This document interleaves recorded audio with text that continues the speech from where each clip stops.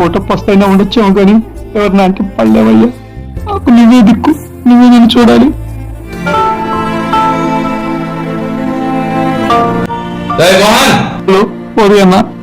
ఏడా ఫోన్ చేస్తే ఫోన్ ఇంటికి వచ్చే దొరకవు. ఎప్పుడైతే డబ్బులు వడ్డీతో సహా 2 లక్షల రూపాయలు అయింది. నాకు ఎట్టి పరిస్థితిలో ఉన్న రేపు ఈ టైం కల్లా డబ్బులు ఎప్పుడు పద్ధతిగా ఉండవు. అలాగే అన్నా. మరి మూడు వైపు తీసి ఒకటి ధర్మం చెయ్యయ్యా.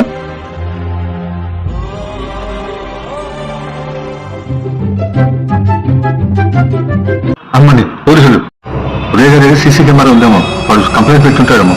ఈ డబ్బులు దొరికి జైలుకి వెళ్ళాలి. ఎవరికి అనేది లేదు. చాలా సరిగ్గా దేవుడా నా కుటుంబాన్ని నాకు కాపాడు. నీ దగ్గరకు వచ్చేస్తున్నా. ఏంటిది? దేవుడా నా బాధ అర్థం చేసుకుని ఈ రూపంలో ఇచ్చావు. నువ్వు ఉన్నావయ్యా.